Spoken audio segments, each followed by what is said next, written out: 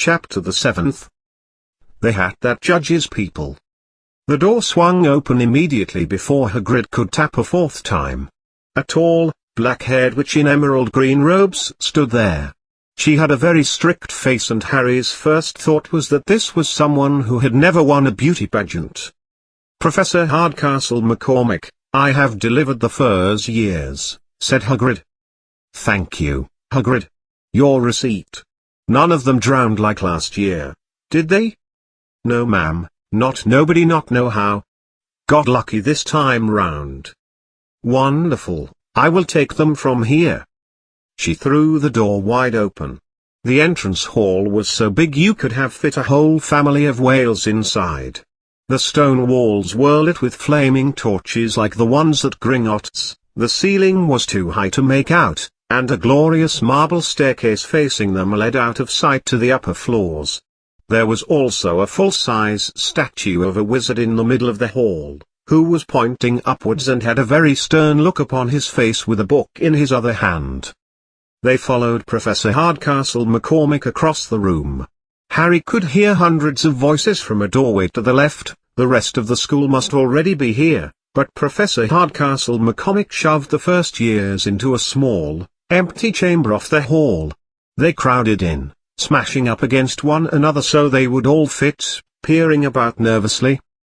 "Welcome to Hogwarts," said Professor Hardcastle McCormick. "You should all consider yourselves very lucky because we had a record low acceptance rate this year. The start of term blowout feast will activate momentarily, but before you snag up any old seat in the Great Hall, you will be sorted into your houses. The sorting is a very vital ritual because, while you are here, your house will become your family within Hogwarts. You will have classes with the rest of your house, sleep with your house, and do hard labor with your house.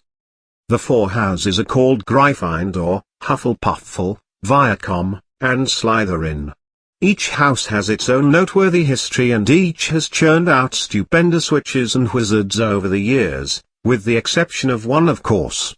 While you are at Hogwarts, your triumphs will earn your house points, while any failures or stupidity will lose house points. At the end of the year, the house with the most points is awarded the House Cup, a great honor. Plus it comes with a coupon for a free butterbeer.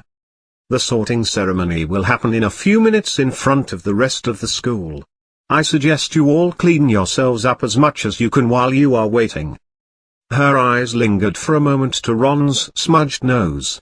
Harry anxiously spit into his hand and tried to flatten his hair. "I shall reappear when we are prepared for you," said Professor Hardcastle. "Please remain here quietly." She left the chamber. There was a loud bang as she slammed the door behind her. Harry swallowed. The first-year students soon broke out into noisy conversations about what was before them.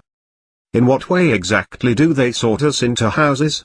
Harry yelled at Ron over the noise. "Some sort of test, I think. Fred said it hurts a lot." Harry's heart gave a horrifying jolt. A test? Pain? In front of the whole school? But he didn't know any magic. What in the name of all that is holy would he have to do? He hadn't anticipated something like this.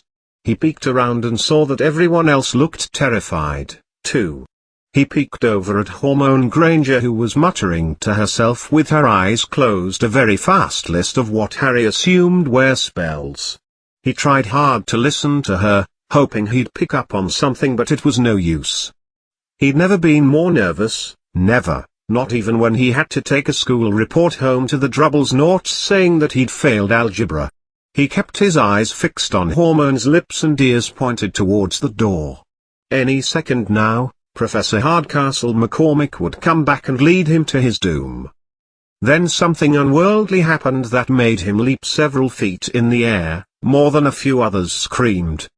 "What the dash?" he gasped. So did the people around him. About 20 ghosts had just glided through the back wall. Pearly white and slightly transparent, they flew across the room talking to one another, hardly glancing at the first years. Somebody screamed, "Kill them! Kill them until they're dead!" The ghosts seemed to be in a dispute. What looked like a fat little monk was saying, "Pardon and try not to remember, I say, we should give him a 15th chance. My dear friar, haven't we granted Peeves all the chances he deserves? He gives us all a bad name, and you know, I say, what are you all doing in our hideout?" The ghost wearing tights had suddenly noticed the first years. Nobody answered. "Ah, new students," said the fat friar, grinning. "About to be sorted, I suppose? Why else would you be in the chamber of torment?" A few people nodded slowly, most had a perplexed look on their faces. "Help to see you in the Hufflepuffle," said the friar. "My old house, you know." "Get out of here, you ghastly beasts," said a sharp voice. "The sorting ceremony's about to start." It was the return of Professor Hardcastle McCormick. At the sound of her voice, the ghosts flew away through the opposite wall. "Now then, form a line," Professor Hardcastle McCormick told the first years. "Who would like to be the line leader?" Only Hormone raised her hand, and with great gusto. "Right then, you girl, up front," Professor Hardcastle McCormick instructed. "Okay then, off we go." They walked out of the chamber and headed back across the hall. Harry felt the urge to run away, down any of the dank corridors of the castle. His plan would be to hide out in the shadows until the school year had passed and go live with the Drubblesnaughts for the rest of his life. Even that would be better than what he imagined he was about to go through. But by the time he had thought about his grand plan, he was already walking through a pair of double doors and into the great hall. Harry had never imagined such a strange and outlandish place. It was lit by thousands and thousands of candles that were hovering in midair over 4 lengthy tables, where the rest of the students were sitting. These tables were laid with glittering golden plates and diamond-encrusted goblets. At the top of the hall was another long table where Harry guessed the teachers were sitting. Professor Hardcastle McCormick led the first years up to assemble there, so that they could face the other students, with the teachers behind them. The hundreds of faces now stared at the first years. Mainly to avoid all the staring eyes, Harry looked upward and saw a velvety black ceiling dotted with stars. He heard Hormone whisper, "It's bewitched to look like the sky outside. I read about it in Hogwarts, a history laced in scandal." It was hard to believe there was a ceiling there at all, and that the Great Hall didn't simply get drenched in a downpour. Harry quickly looked down again as Professor Hardcastle McCormick slammed a 4-legged stool in front of the first years. On top of the stool she placed a pointed wizard's hat. This hat was patched and frayed. It almost looked like one of Aunt Petunia's Sunday hats, if it wasn't so tremendously dirty. Maybe all he has to do is pull a rabbit out of it? That seemed to be the sort of thing these magic types are into. But now aware that everyone in the hall was staring at the hat, he thought he'd better stare too. For a few seconds, there was complete silence, and it was awkward. Then the hat shuddered, dust flew off to the floor. A rip near the brim opened wide like a mouth, and the hat began to sing. "Oh, who says you must be pretty? Don't judge on what you see. I'll burn myself if you can find a superior hat to me. If you get in trouble with the mob, and what you owe's not small. Well, I'm the great Hogwarts sorting hat. And I can cap them all. There's nothing hidden in your head. The sorting hat can't see. I'll discover all your secrets and tell you where you ought to be. You might wind up in Gryffindor. If you are not that smart. They're swearing, nerve, and bigotry. Set Gryffindors apart. Still you may be a Hufflepuffle. If you got no brain at all. If you are chosen for this house. It could lead to your downfall. Or if you're picked for Viacom. My advice is to savor it. You have quite the advantage here. For this is the clear favorite. Or perhaps in Slytherin. Greatness for you awaits. For either you or your foes. We'll soon see the pearly gates. So put me on. Don't be afraid. Were you listening to my rap? Your secrets are all safe with me. For I'm this evening's dunce cap. The whole hall exploded into applause as the hat ended its song. It bowed to each of the 4 tables and then became motionless again. So all we got to do is try the stupid thing on? Ron whispered to Harry.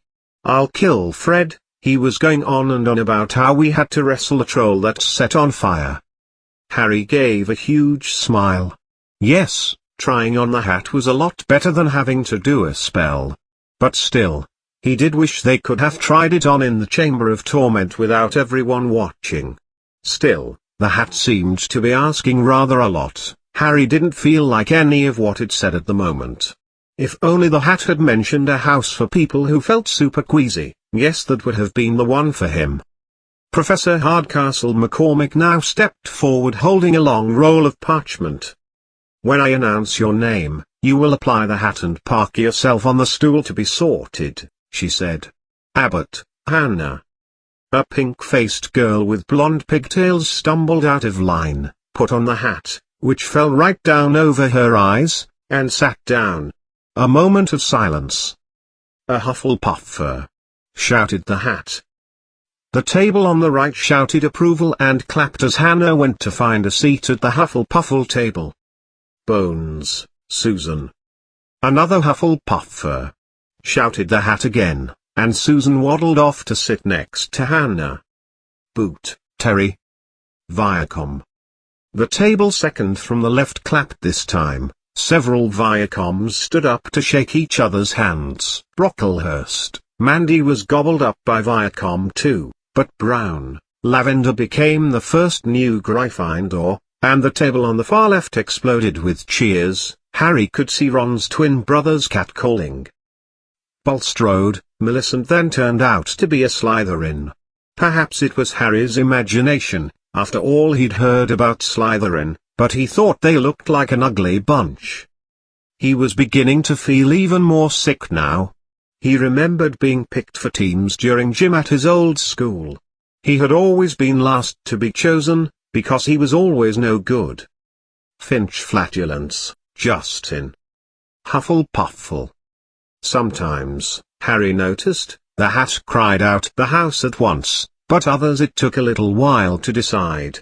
Finnegan, Seamus, sat on the stool for a whole 38 minutes before the hat declared him a Gryffindor. Granger, Hormone. Hormone ran to the stool and jammed the hat eagerly on her head. Gryffindor, shouted the hat. Ron let out a groan. A horrible possibility struck Harry, as horrible thoughts tend to do when you're panicky. What if he wasn't selected at all? What if he just sat there with the hat over his eyes for ages? How long would Professor Hardcastle McCormick give it until she jerked the hat off his head and said there had obviously been a mistake and he needs to go home? A couple hours? All night? Surely they wouldn't let him sit there for weeks on end while the hat tried to make up its mind. When Neville Longbottom, the boy who kept losing his toad, was called, he fell over on his way to the stool. Ron said, "Well, there's a Hufflepuffer if I've ever seen one." When the hat shouted, Gryffindor, Neville ran off still wearing it, and had to jog back amid gales of laughter to give it to McDougal, Morag. Ron just gave a ha. Malfoy swaggered forward slowly, proudly holding on to his oversized "The Dark Side Shall Rise Again" belt buckle which was attached to a rope he was wearing around his robes, when his name was called.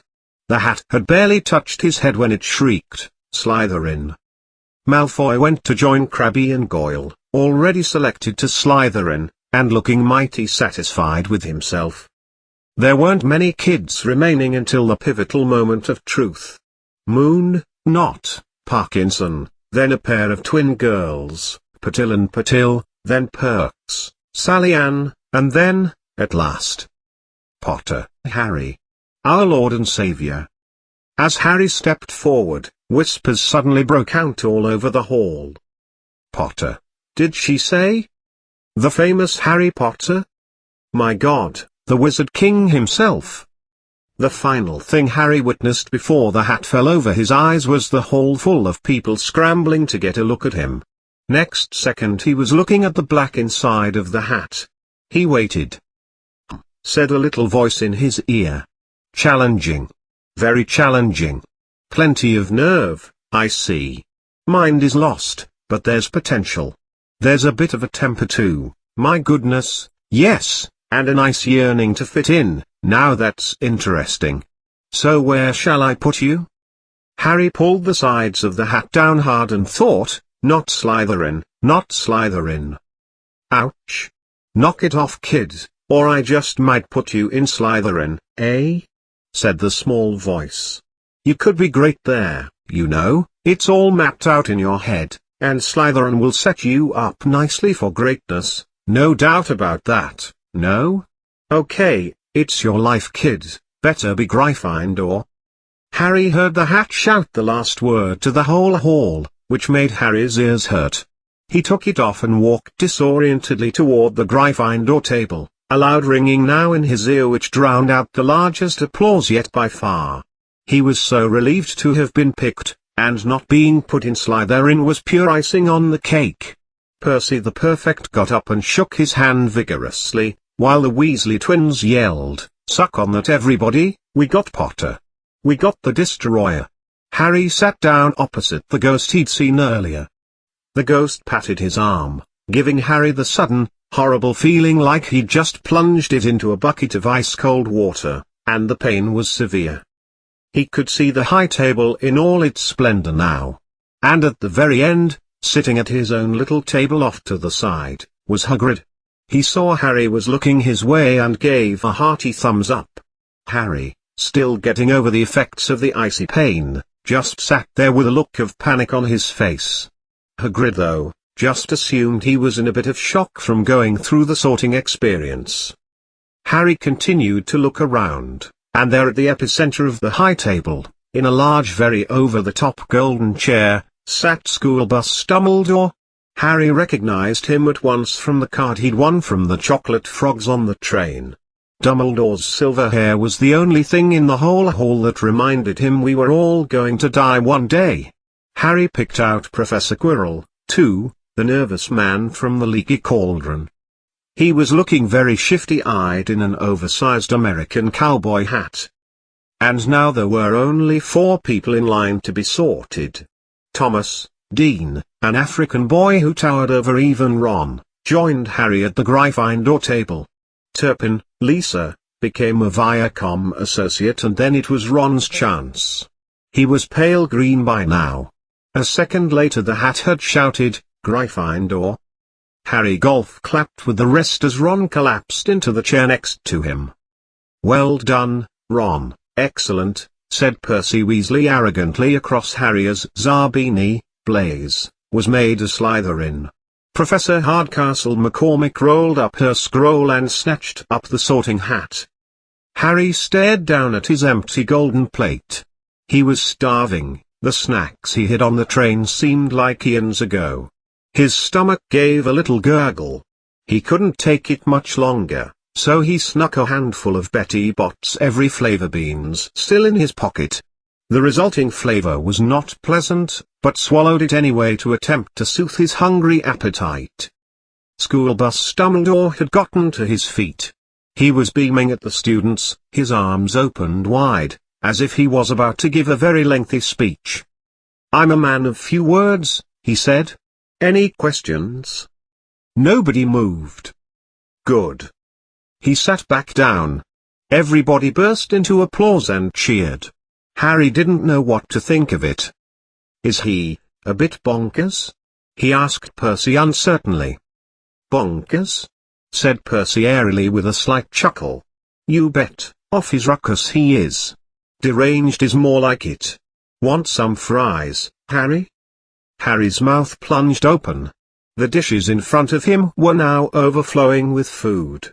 He had never seen so many things to eat on one table: roast beef, fried chicken, pork chops and lamb chops, French fries, sausage pizza, and bacon and steak pizza too, French bread pizza, pizza pockets, pizza rolls, pizza Lunchables, pre-made, bagel-bite pizzas, breakfast pizza, pizza-flavored Pringles, ketchup, and, for some strange reason, raw dead fish.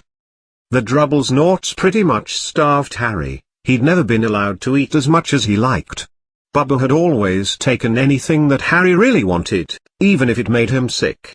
Now, without anyone saying there was a limit, Harry piled his plate with a bit of everything except the pork chops and began to eat.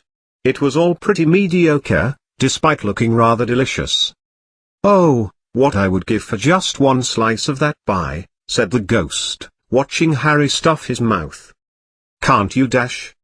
"My boy, I haven't eaten for practically 500 years, said the ghost. "Don't require it, of course, but one does miss it. I don't think I've introduced myself. Sir Peter de Mimsy Poppington Fieldville at your service. Occupying ghost of the Gryffindor Tower. I'm the ghostest with the mostest. Ha ha. I know who you are," said Ron out of nowhere, and with a mouthful of bagel bites. "My brothers warned me about you, you're practically paranoid Pete." "I would prefer, young man, that you call me Sir Peter de Mimsy," the ghost began, but was cut off when Seamus Finnegan interrupted. "Practically paranoid? How can you be practically paranoid?" Sir Peter looked extremely annoyed, as if their networking wasn't going at all the way he wanted. "My lad," he said angrily, "if you had witnessed the great magic folk massacre of 1528, I dare you to come out half as sane as I am." At that precise moment, someone down the table threw something at Sir Peter, which of course went right through him. But Sir Peter began frantically looking every which way. "The moles are storming the gate, boys. To ARMS. Percy chimed in, "Calm down, Pete, that was just a chicken bone." "Ah, yes. Quite right." He coughed, and said, "So, new Gryffindors. I hope you're going to help us win the house championship this year. Gryffindors have never won it, in the entire 1,000-year-plus history of the school. Come close many a time, but Viacom or Slytherin always beats us in the end. Slytherins have got the cup 6 years in a row now. The bloody Baron's becoming almost unbearable at our annual ghosting convention, he's the Slytherin ghost, you know." Harry peeked over at the Slytherin table and saw a horribly fat ghost sitting there, with one giant monocle, a thick face, and robes stained with silver blood. He was right next to Malfoy, who didn't look too pleased with the seating arrangements. Harry felt sorry for him. "How did he get covered in blood?" asked Seamus with great curiosity. "You know, I've never asked," said practically paranoid Pete. When everyone was stuffed with doughy pizza, the leftovers faded from the plates, making them sparkling clean as before. A moment later desserts appeared. Blocks of ice cream in every flavor you could think of, apple pies, strawberries, snozzberries, jam donuts, and scrumdiddlyumptious bars. But for some reason the dead fish was still left around. As Harry helped himself to a snozzberry, the talk turned to their family history. "I'm half and half," said Seamus. "Me dad's a mole. But me mom didn't tell him she was a witch till their wedding night. Bit of a nasty shock for him it was." The others laughed. "What's your story, Neville?" said Ron. "Well, my granny brought me up and she's a witch," said Neville, "but all of family thought I was switched at birth or a dud. Cues they thought I was all mole for ages. My great-uncle Algie kept trying to catch me off my guard and force some magic out of me. He pushed me off the end of Blackpool Pier once. I nearly drowned, but nothing happened until I was 8. Great-uncle Algie came round for dinner, and he was hanging me out of an upstairs window by the ankles when my great-aunt Enid offered him some pie and he accidentally let go. It hurt horribly, smashing into the concrete driveway below, as you can imagine. But it didn't kill me and my bones began to heal within a few days, and that's when they knew. They were all really pleased. Gran was crying, she was so happy. And you should have seen their faces when I got in here. The theory is there must have been some mix-up at admissions, they didn't think I had a chance, you see. Great-uncle Algie was so pleased he bought me my toad. Now, where did he go? On Harry's other side, Percy Weasley and the Hormone were talking about lessons. I do wish they'd start right away, there's so much to study. I'm predominantly interested in transfiguration, you know, turning something into something else. Of course, it's supposedly unimaginably difficult. You'll be starting small, like salt into pepper and that sort of thing. Harry, who was starting to feel warm and sleepy, looked up at the high table again. Hagrid was drinking deeply from his goblet. Professor Hardcastle McCormick was talking to Professor Dumbledore. Professor Quirrell, in his absurdly large cowboy hat, was talking to a teacher with greasy black hair, a hooked nose, and sallow skin. It took place very suddenly. The hook-nosed teacher looked past Quirrell's hat straight into Harry's eyes, and a sharp, hot pain shot across the scar on Harry's forehead. Ouch! Harry clapped a hand to his head. What is it? Have you been eating too much ice cream? Asked Percy. Nothing. The sting had vanished as swiftly as it had come. Tougher to get rid of was the sensation Harry had gotten from the teacher's look, a sensation that he'd rather not go through again. Who's that hideous creature chatting with Professor Quirrell? He quizzed Percy. Oh, you know Quirrell, do you? No wonder he's looking so nervous. That's Professor Snape. Teaches potions, but doesn't want to. Everyone knows Snape's after Quirrell's job. Knows an awful lot about the dark side of the Force, Snape. She was the most horrible-looking woman Harry had ever seen. He watched Snape for a while. It was like trying to take your eyes off roadkill. However, Snape didn't look at him again and he was relieved. Eventually, the desserts also disappeared, and Professor Dumbledore got to his feet again. The hall fell silent. Ahem, I've just been informed that I am legally required to let you know the following. First years should engrave in their minds that the forest on the grounds is forbidden to all pupils. If you go in there, you will be shot, or worse. Dumbledore's twinkling eyes flashed in the direction of the Weasley twins. Mr. Filch, the caretaker, says that no magic should be used between classes in the corridors. Unless of course you are looking for detention. Quidditch auditions will be held in the second week of the term. Anyone attracted to playing for their house teams should contact Madam Hooch. And finally, I must tell you that this year, the third-floor corridor on the right-hand side is out of bounds to everyone who does not wish to die a very painful death. Harry laughed loudly, but he was the only one who did. Is he serious? He mumbled to Percy. Must be, said Percy, scowling at Dumbledore. But it is peculiar, since he typically presents a basis for why we're not permitted to venture off somewhere. The forests are completely occupied with dangerous beasts, everyone knows that. I do think he should have told us perfects, at least. And now, before we go to bed, let us sing the school song, cried Dumbledore. Harry noticed that the teachers' and students' smiles had vanished with annoyance. Dumbledore gave his wand a huge flick, as if he was casting a fishing rod out to sea, and a long golden ribbon flew out of it, which rose high above the tables and twisted itself, snake-like, into words. Everyone choose their preferred tune, said Dumbledore, and here we go. And the school drearily sang.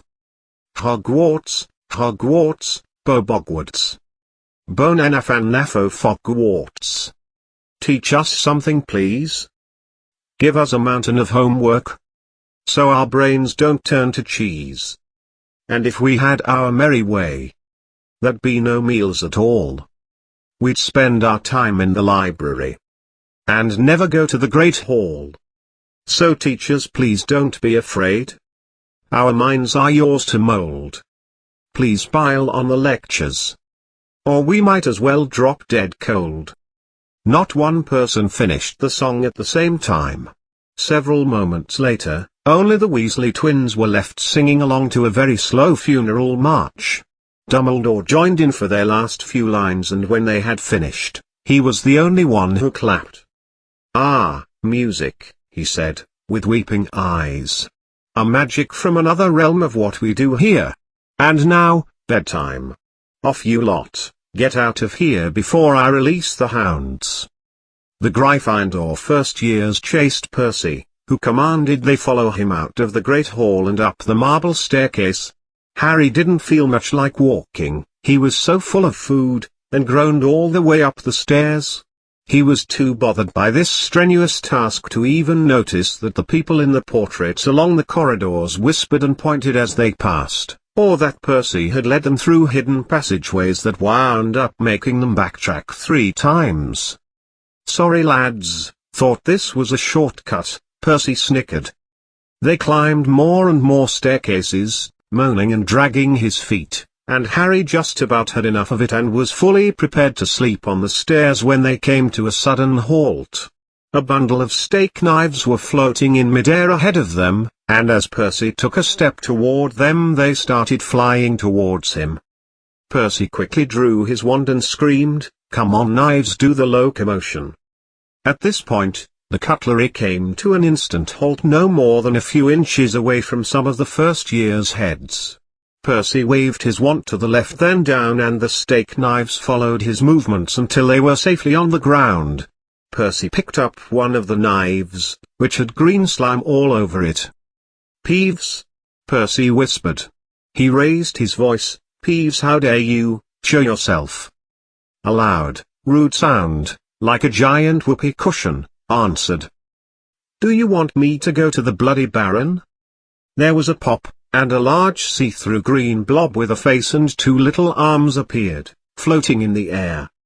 "Oh, ooh, ooh, ooh, ooh, ooh," it said, with an evil cackle. "First is. Oh, what fun it is to glide." He swooped suddenly at them. They all ducked, but it was no use. As a ghost, he went right through them. However, in doing so, they became covered in green slime. "Go away, Peeves, or I'll call you know who to come and get you, I mean it," barked Percy, whipping his face. Peeves stuck out his tongue and vanished. They heard him zooming away, rattling coats of armor as he passed, covering them in a thick slime too. "Beware of the Peeves. Only one person can stop him," said Percy, as they embarked up more stairs again. "Who ya gonna call?" asked Seamus Finnegan. "The bloody Baron. He's the only one who has direct power over him, he won't even listen to us perfects. Ah, here we are." At the very end of the corridor hung a portrait of a very fat woman in a skimpy pink outfit. "Password," she said, batting her eyes. "Captain Sparrow," said Percy, and the portrait swung forward to reveal a tiny hole in the wall. They all squeezed through it. Neville needed a little heave, and oriented themselves in the Gryffindor common room, a cozy, round room full of squashy beanbags. Percy shoved girls through one door to their dormitory and the boys through another. At the tippy top of a spiral staircase, they were evidently in one of the towers. They stumbled upon their beds at last. All were quickly claimed, and Harry was left with the one near the staircase and the torch that wouldn't go out no matter how much water he poured on it. Their trunks had already been brought up too, and were stacked in the middle of the room. But the boys were too tired to change, and collapsed in their beds to fall asleep. Perhaps Harry had scoffed down way too much, because he had a very outlandish dream. He was wearing Professor Quirrell's cowboy hat, which kept talking to him, telling him he must run away to the circus at once because it was his destiny. Harry told the cowboy hat he didn't want to be in the circus. It got heavier and heavier. He tried to pull it off, but it tightened painfully, and there was Percy, laughing at him as he struggled with it. Then Percy turned and looked at the hook-nosed teacher, Snape, who told Harry to kill the Malaysian Prime Minister. Then there was a burst of green light and Harry woke up, drenched in sweat. He couldn't fall back asleep again, but couldn't remember why.